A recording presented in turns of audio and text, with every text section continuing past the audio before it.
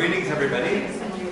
Thank you very much for coming out tonight for this very special celebration. My name is Renée Levcovitch-McHale. I teach in the Christianity and Culture program here at the University of St. Michael's College and the University of Toronto. Before I talk a bit more, I want to alert everybody that we are actually filming this event. And that's exciting as well because it will fill out the content for our very first postings to the Saeculum YouTube page. So we'll all be famous. So the first thing I want to do is to extend greetings to everyone here from Professor Ann Anderson, the President and Vice Chancellor of the University of St. Michael's College. Ann regretted that she couldn't be here today. Any of you who know the President know that she has been involved in Jewish-Christian dialogue as long as St. Mike's has been involved in Jewish-Christian dialogue and has pioneered a number of the initiatives that we're going to talk about tonight. And so she was particularly, she particularly regretted missing the event here tonight. So I send you her greetings on her behalf. Toronto, both the city and the university, is home to a large number of religious and cultural communities. St. Michael's has a distinguished history in the city of Toronto as a Catholic institution. Following the course laid out by the Second Vatican Council, we are today committed to playing a part to further conversation and understanding among all people of faith, among our increasingly diverse student body, among scholars and students across the university, and throughout the broader community. One special focus that has been of a particular interest of the University of St. Michael's College is the dialogue initiated by the Second Vatican Council between Christians, Catholics in particular, and Jews. And so I'm going to talk a little bit about the initiatives that we have in place in Jewish-Christian dialogue. We're here to celebrate an essay award, and particularly the winner of that award. But I want to put that in the context of a wider history in which this award fits. So at the University of St. Michael's College, there have been a number of initiatives in Jewish-Christian dialogue.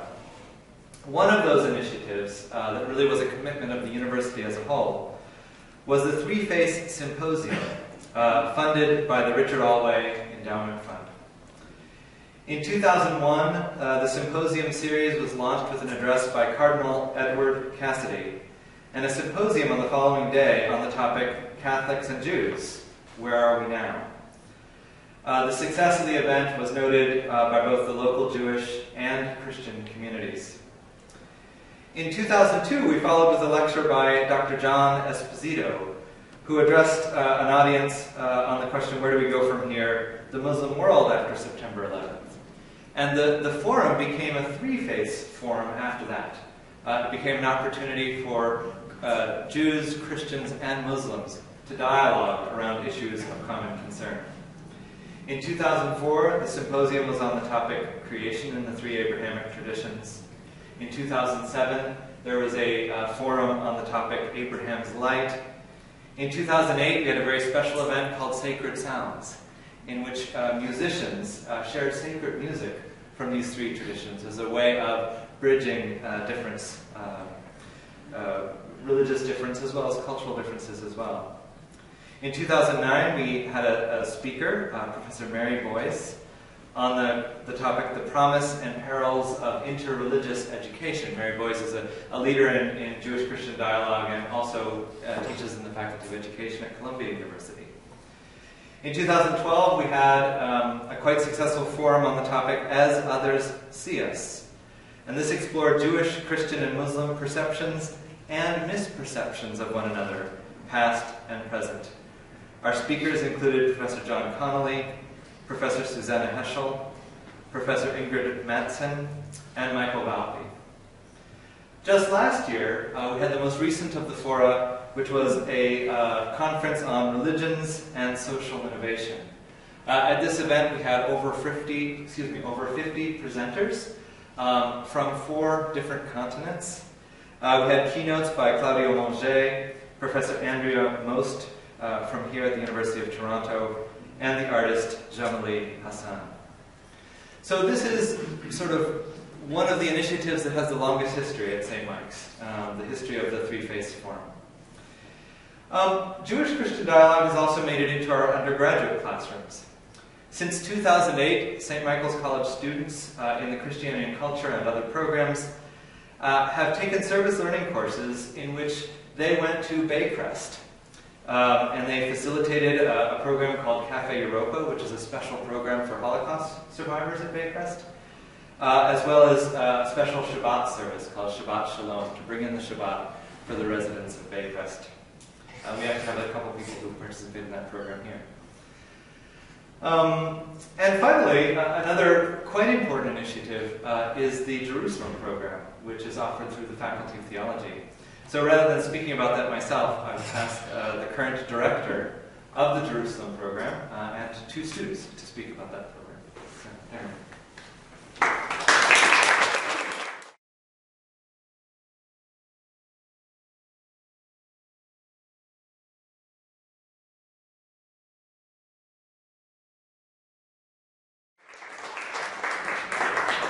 Thank you, Reed.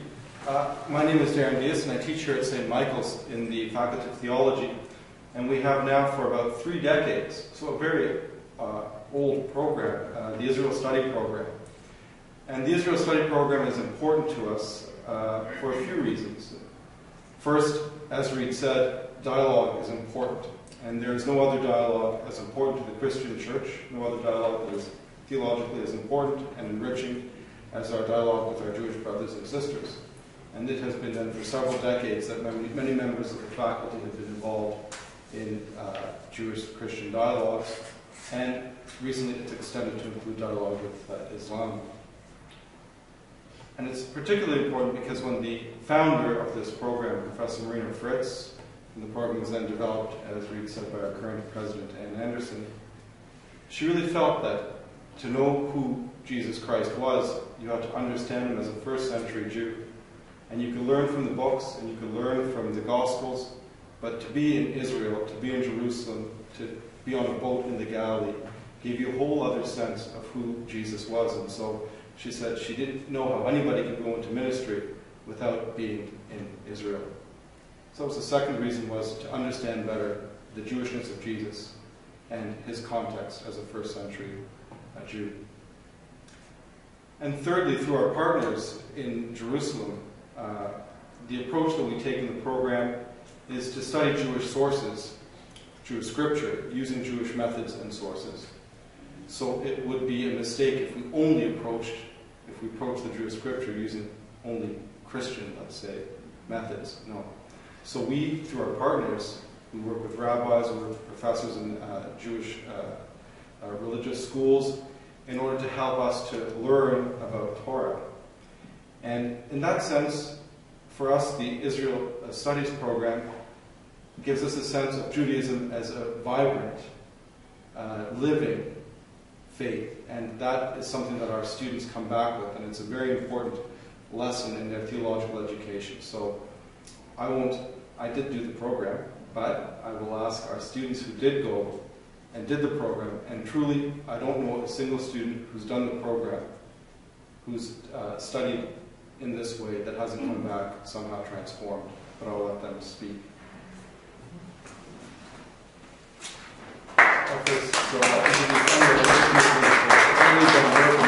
Who's a graduate of the Christianity and Culture program and is now in the Faculty of Theology at St. Michael's. Thanks, Darren.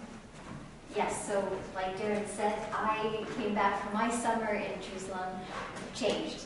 The Jewish scriptures really came alive for me.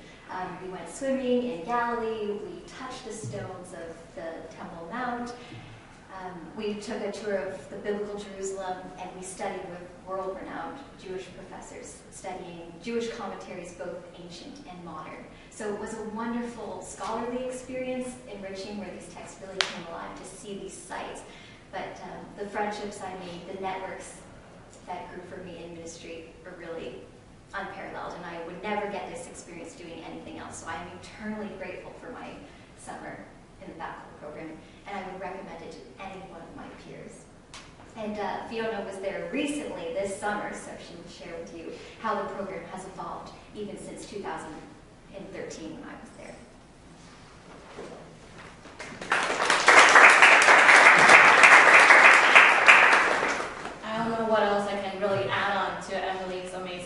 teach. This year we studied about the book of Numbers, and so we got to go to the Judean desert.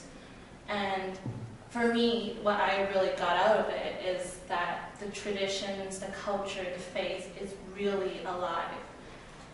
During Shabbat, everything is closed, you know. Everyone's running on Thursday and Friday morning just to get everything ready. And then once afternoon hits, everything is closed.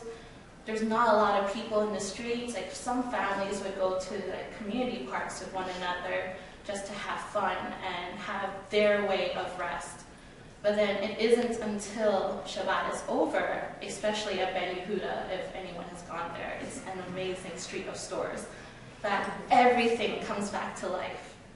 And it's there that you really see the vibrancy of the faith and the culture and the tradition. You don't get that here in Toronto or even just studying the books, you know. Yes, they went to the desert, they lived there for a lot of years.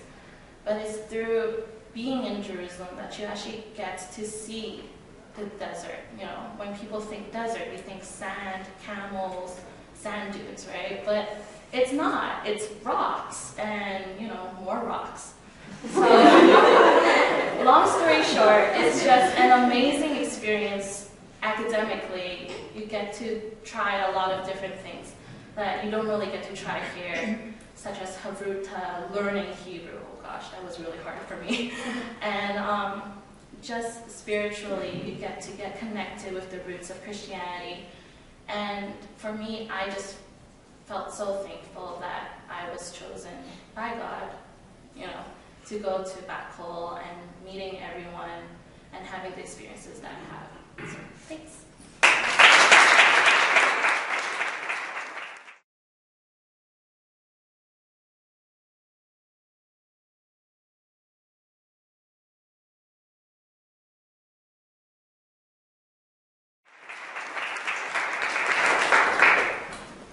So at this point in the program, we're going to focus more on the particular award that we're celebrating and the award winner, and the journal. So I'm actually going to turn the rest of the program over to Catherine Exapikos, who's really, in a certain sense, with Renée, pioneered this idea for this award. So.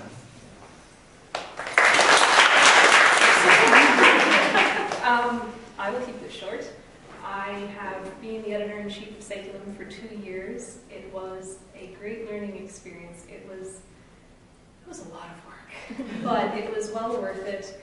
And not too long ago, I met Renée, and it was a great experience. What can I say? We were able to take Saeculum and build it into something that I never could have imagined. It's not just a journal with undergraduates submitting their essays. It's not just me staying up the night before it's supposed to be published and editing and putting it all together. It's much, much bigger than that. We have a purpose to what we're doing, and this prize is giving us this purpose, and it's giving us this direction by way of our themes, the things that we cover, our events, but also by way of helping fellow students. I'm very happy to say that Jessica is a fellow CTEPer, just like myself, and I'm very proud of that. So I will pass this over to Renée. She has a few words to say about the prize, and then we'll follow up with Jessica.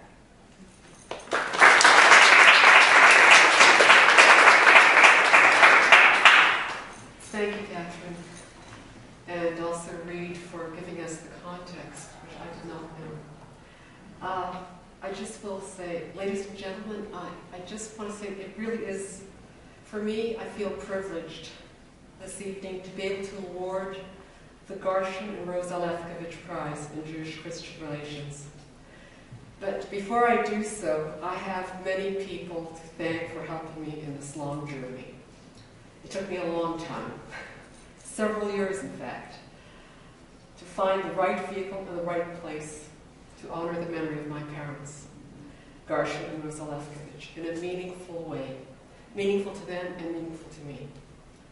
My parents were both Holocaust survivors, and their history, as Catherine knows well, has overshadowed my entire life. The world that we inhabited safely counted three: my father, my mother, and me. As a small child of about 4, When I wanted to wear a Jewish star around my neck, my father gently told me, "You will be a Jew at home, but outside you will be like everyone else." He added, "Everyone hates Jews." This is a lesson not easily forgotten, especially when you know your world has been reduced to 3. My father's death in 1972 only increased my drive to succeed in the outside world. And with each wall breached, feel as if I were bringing my mother home another victory over her past.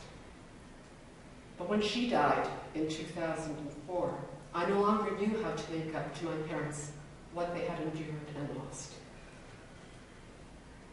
Succeeding in the outside world was no longer enough. I had to light a spark somewhere to try to unravel the hate that had destroyed their lives and their entire world. It is then that I began to reveal my background, speak about it, and to write for my parents' history. I also knew that I wanted to make a public commitment to remember them in a way that would help others, and take a small step to heal the past and reconstruct the future. A scholarship, I thought. But how and where? I knew I wanted to give back to my old University of Toronto, but it took me several years before I decided to establish the Gershon and Roza Lewkowicz Prize in Jewish-Christian Relations. And for all my distrust of the Catholic Church because of its role in demonizing the Jews, much to my surprise, St. Michael's College was the right place. I am grateful to many people in helping me get to this place, not least Professor Anderson, or as some of you may know her, Sister Anne, President and Vice Chancellor of St. Michael's. Her personal kindness in seeing me and trying to help me with the utmost patience persuaded me that at St. Michael's, she was truly implementing the guidelines of the Second Vatican Council regarding the Jews, and seeking to bring out the best of the Church's spiritual principles. Michel Coutinho at UTSC campus of the University of Toronto also had considerable empathy and patience in listening carefully to what I wanted to achieve in the name of my parents and of my husband. She went to considerable trouble in organizing meetings for me from different parts of the university, including St. Michael's. I was on the point of investing in a PhD award elsewhere when she brought forward Catherine Exarchakos and her proposal for an online magazine, the Saeculum Journal, to discuss issues within the Church regardless of their controversy, to help young people discuss and think them through in terms of their real impact. In 3 terms, Catherine blew me away with her clear and cogent presentation directed to what I was looking for, her clear, unafraid answers to any challenging questions I raised, her understanding that this prize was intended as a beginning, not a conclusion to discussion, and her commitment in following through on this endeavor. I am also impressed with the help I received from Professor Reid Laughlin and Connie Tsu, and their willingness to involve me in awarding my parents' prize. This is not standard, and I am grateful for such a thoughtful gesture. Finally, I am truly honored to present my parents' prize to Jessica DeLuca for her essay, The Demonized Jew in Medieval Christendom. Jessica, you have clearly set out your position with scrupulous regard to your sources. You trace the transformation of the early church's non-rational anti-Judaism, condemning Jews for their disbelief in Christianity, to irrational hatred of Jews in the medieval era as Christian belief faced the insecurity of new challenges. You make clear how widespread the demonization of the Jew was in liturgy, word, imagery, and theatrical performances, and how this entered and infected the wider culture. Recent demonstrations against Israel, regardless of whether justified or not, have revealed a resurgence of even violent anti-Semitism not normally exhibited in demonstrations against other countries. Jessica, as your essay shows, such anti-Semitism did not appear overnight and without institutional support. However, I am encouraged by the honesty of your essay and hope it will spark much discussion. I'm also heartened by the commitment I see in St. Michael's College to the recommendations of the Second Vatican Council with respect to the Jews. It is with pleasure I award my parents' prize, and I thank St. Michael's College for this opportunity.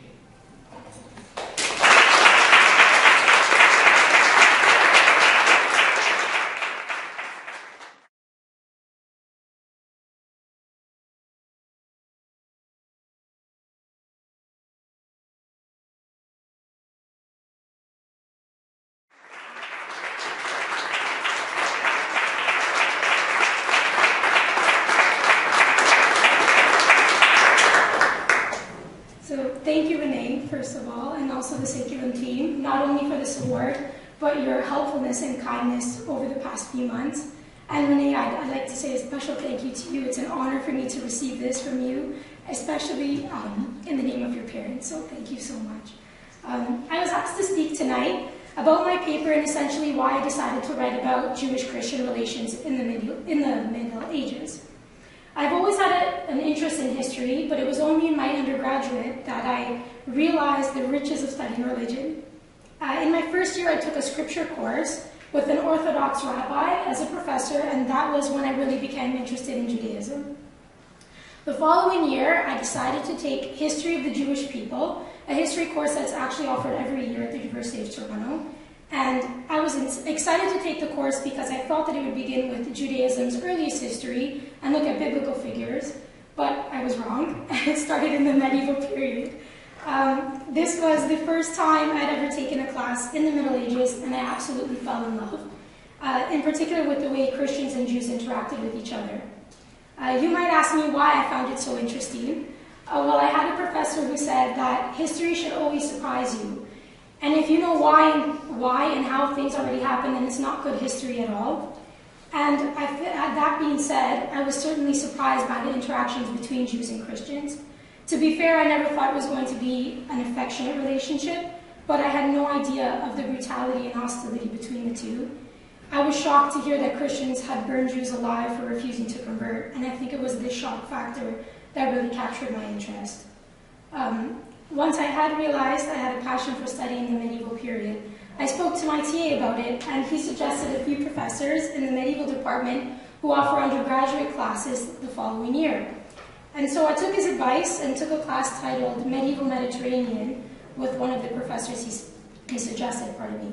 And I'm very glad that I did. During our first class, the professor mentioned that for the final research paper, he wanted us to choose a topic that interests us. He wasn't going to provide any for the students to choose. So I knew right away that I wanted to write on something about Jewish-Christian relations, in particular the way that Jews were demonized. So I had visited him during his office hours, and before I went, I had prepared everything I was going to say to him at a time, because I thought to myself, this is your first meeting with your professor. Whatever you do, just go as smart as possible. So I got to his office, I knocked on the door, and it was open. So I just kind of stuck my head in and said, "Hi, Professor, I'm in your medieval class. I want to talk to you about a topic for the paper. I have an idea what to write." And he said, "Of course, Jessica, come in." And I was so taken aback that he knew me by name. I was shocked that everything I planned to say went out the window. And all I kept thinking was, is this a good thing or a bad thing that he knows my name? And so when he asked what I wanted to write about, all that came out was, well, I think the way Christians demonized Jews was pretty cool. Yeah,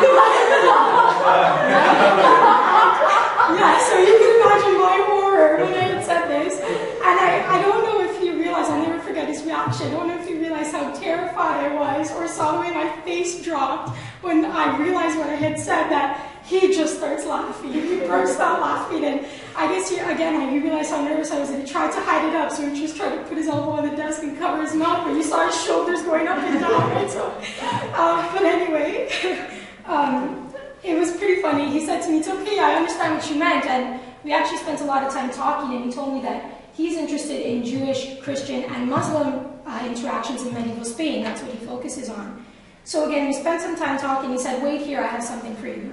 So he steps out of the room, comes back with a document, just a list of readings that he offers for his master's course. And he said, "This is a good place to start. I think you should start reading these and get back to me." So I thought, all right, thank you, that's very kind of you. And the first reading on that list was Gavin L. Langmuir's book titled Toward a Definition of Anti-Semitism. And now I'd like to shift over to my paper because it was this reading that is the foundation of my essay. So essentially, Langmuir's argument is that anti-Semitism began in the medieval period. Any type of hatred pre-medieval was only used to condemn Jews for their belief in Christianity. In the medieval period, there was a switch into a type of irrational hatred, one that confirmed a Jew-devil relationship and believed Jews were conspiring to ruin Christendom. Many argue that this change occurred in the Middle Ages opposed to any other time period because it was around the 12th century when European intellectuals began to use philosophical reason to claim Christianity's supremacy. And they would often run into the problem of, well, how do Jews still not believe while they're living in triumphant Christendom? So intellectuals, and the one that I mentioned in my paper is Peter the Venerable, came to the conclusion that if Jews cannot reason like us Christians, well, maybe they're not even human. They must be creatures of the devil. So the change into this irrational hatred occurred in various aspects of medieval society. The most obvious example is that in ecclesia and synagoga. So these are famous images of two women that represent Christianity and Judaism. Ecclesia, which represents Christianity, she's always depicted as a proud, victorious woman, her head's always held high. And on the other hand, you have synagoga, who's depicted always with a blindfold on and a broken scepter. And obviously, this shows that ecclesia was meant to be superior, right? So these images are seen everywhere across medieval Europe, in ivory tablets, stained glass windows, in churches, and the like. But these images changed. So synagoga's cloth blindfold now turned into a snake covering her eyes. So the snake ended up being the blindfold, and obviously that hints that it's the devil who's making Jews unable to see Christianity, believe in Christianity. The Jew-devil partnership is also seen in literature, specifically in the famous legends of Theophilus, which is extremely popular in this period. The demonized Jew, again, is also obvious in Christian passion plays. In these plays, the Jew is often seen conspiring with the devil to create a plan to kill Jesus. Another area where we find demonization are in sermons. We have examples of spiritual leaders telling stories of a Jew who was filled with demonic spirits. So you could imagine that someone even in this period was hearing and seeing this type of irrational hatred everywhere. In art, literature, even the passion plays that they watched, they were constantly being told that the Jew was a partner of the devil.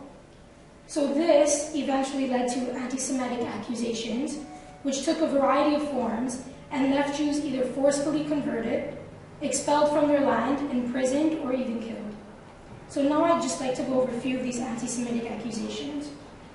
First, there was the charge of blood libel and ritual murder.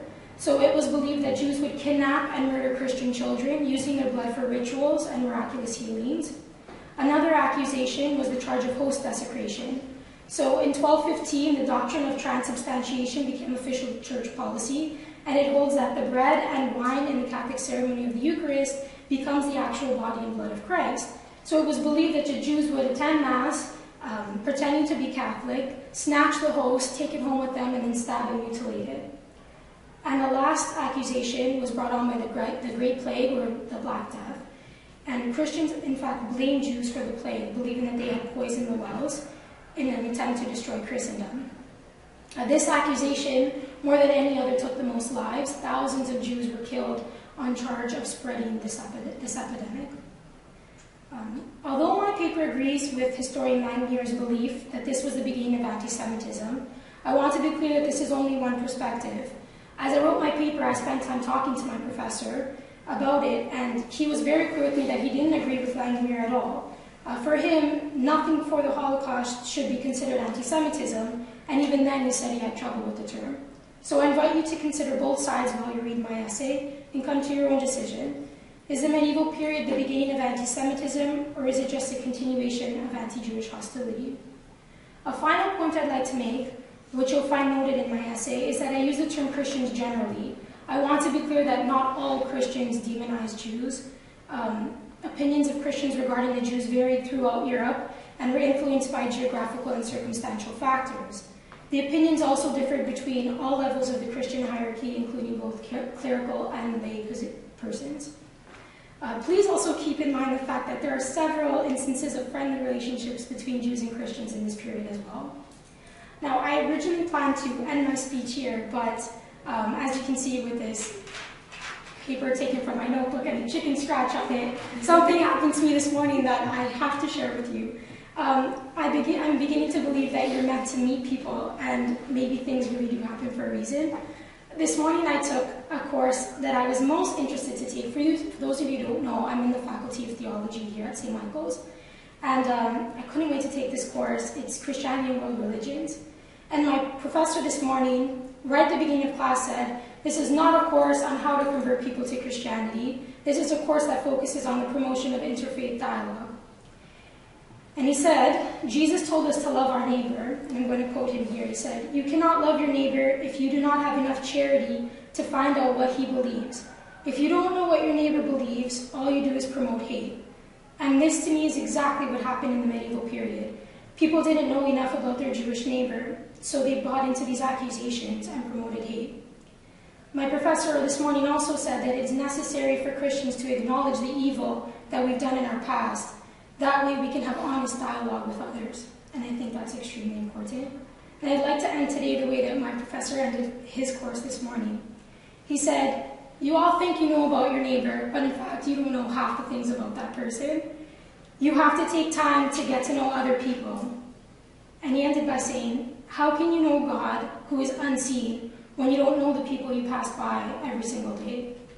And so I'd just like to thank you all for this opportunity. I hope you enjoyed reading my essay. Thank you for coming here tonight, and it was a pleasure to speak to you all this evening. Thank you very much.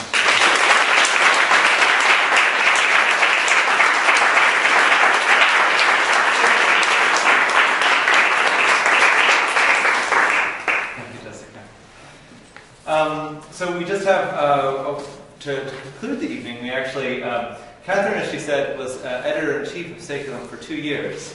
So she's really been sort of charting a course for the journal.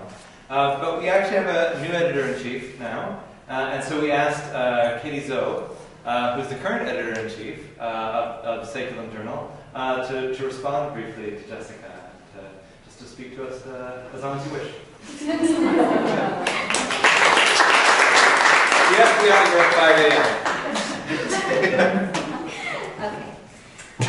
So for those who don't know me, my name is Katie Zhao, and okay, and I'm in St. Michael's College. I'm in the Christianity and Culture program, current teacher education program, and this is my 4th year. And as Catherine said, I am now editor-in-chief. I'm still wondering why I said yes.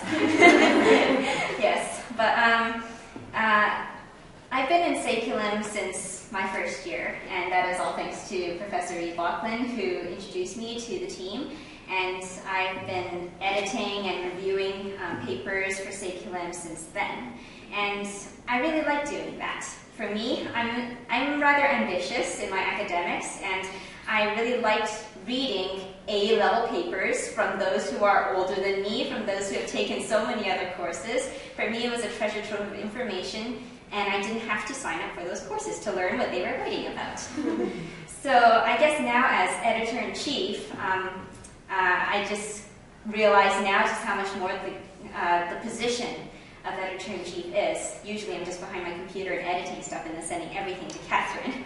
But yes, but now I feel that this is to really integrate Saeculum into the rest of the college, to promote much more community between the academic clubs, and of course to really bring out the mission of Saeculum, which is to bring Christianity into dialogue with the culture and the traditions around it, which is what we do in our journal. We have academic papers regarding Christianity and some aspect, some theme that we choose every year with the culture. And I think this is especially important with Jewish-Christian dialogue, because Christianity should be in dialogue with the tradition with which it is most intimate and shares such a close history, all its ups and downs and so forth. So I guess for tonight, I really have to say thank you for everyone to have come here. Thank you, Connie, for organizing all the logistics of this event. Thank you, Reed, for your awesome advisory support, because looking after this journal, and your guidance has been completely invaluable. Thank you, Jessica, for your insightful essay. I have to say it was awesome, really awesome. And of course, thank you, Renée, for your generosity. I mean, it's really brought Saeculum from just a regular academic journal club to something much more. It's really reinforced our vision and our mission, and it's brought it to a whole new level. And I really want to thank everybody here for coming to witness this event. It is very special to us, and we hope to continue to host events like this. And with that, I say that the program for tonight is over, and there are refreshments at the back, and I encourage you all to mingle.